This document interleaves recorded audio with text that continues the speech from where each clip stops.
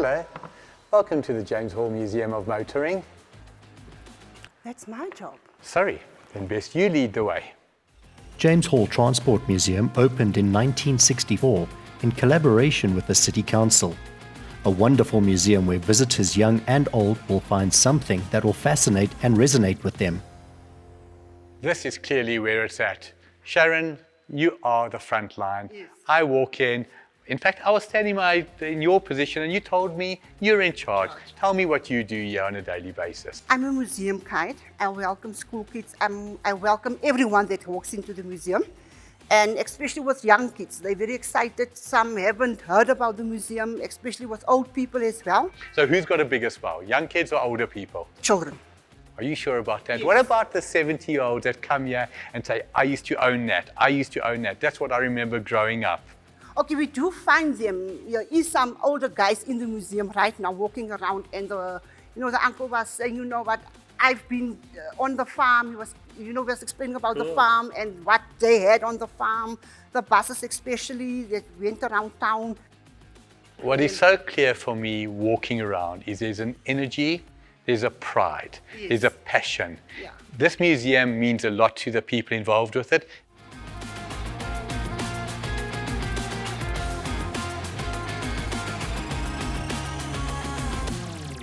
When it comes to horsepower, you have a choice.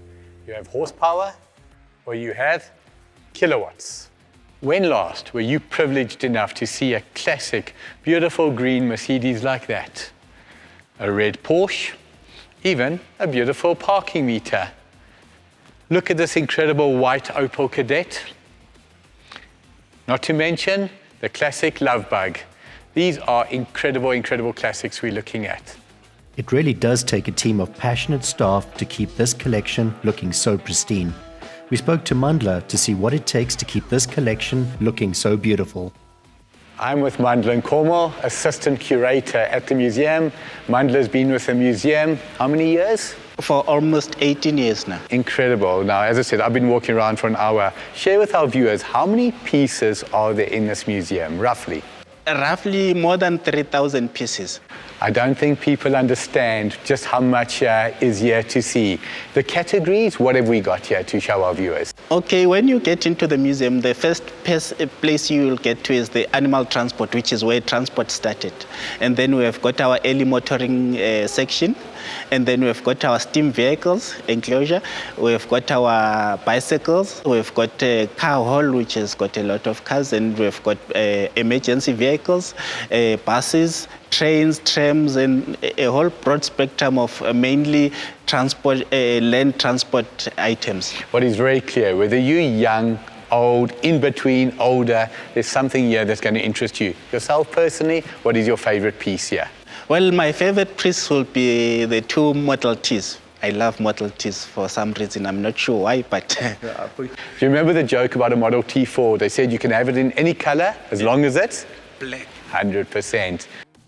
In his autobiography, Ford reported that in 1909, he told his management team, any customer can have a car painted any color he wants as long as it's black. It is generally regarded as the first affordable automobile which made car travel available to middle-class Americans.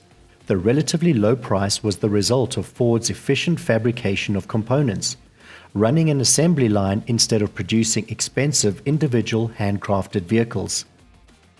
The Ford Model T was named the most influential car of the 20th century in 1999 Car of the Century competition, ahead of the Mini, Citroën DS, and Volkswagen Beetle. Ford's Model T was successful not only because it provided inexpensive transportation on a massive scale, but also because the car signified innovation for the rising middle class and became a powerful symbol of the United States' age of modernization. There's one car that takes you anywhere you want to go, the Model T. Strong, sturdy, with a will of its own. We're standing in an incredible area of the museum, focusing on firefighting equipment, safety equipment, ambulances, etc. Mandla, I'm in awe looking at this old stuff. Tell us a little bit about it. Mike, this is one of our prides, the emergency vehicle section. Obviously, we've got about 8 fire engines here. And an ambulance, the oldest that we have, the oldest is a water pump that was used as a firefighting device, which is an 1877 water cart. 1877, Yes. that is incredible. That water cart was brought by the British to South Africa as a water, to carry water around. And then during the Battle of Sandlwana, it was taken in by the Zulu. And they captured it and they took it. And then after a while, it was recovered. And then Johannesburg, the city of Johannesburg, used it as a firefighting water cart. So you dragged it along with you to the fire. And then when you got there, you pump the water to spray water so that you can put out the fire. Amazing. Looking at these wonderful pieces of equipment, the equipment that stopped our cities burning down, seems like most of them were made in England. You see the London logos on them. Tell us a little bit about that. Most of the fire engines, firefighting equipment was imported from British imports. So because obviously we were a British colony, so most of our stuff came from them. So like the Meriwether fire engine that I have on the left, which has got a steam pump, which basically the steam pump is to pressurize the water to spray the water. Incredible. Can you imagine the process that went into procuring the equipment, getting it over to South Africa? This would have come over on a ship. Probably took 6 months to get from the UK to South Africa. Yeah, it will take a long while because you then had to order from whichever company you are ordering from, and then sometimes they will custom make those equipment for South Africa, because South African weather and South African conditions are quite different from the English, British sort of conditions. What I'm so excited about, it's every boy's dream to drive a fire truck. Can we go take one of these for a test drive? Okay, Mike, let's go save our city. I'm right behind you, Fire Chief. As a huge fan of the Audi brand, I believe they now have got something with a little bit more power than this in the two-door range.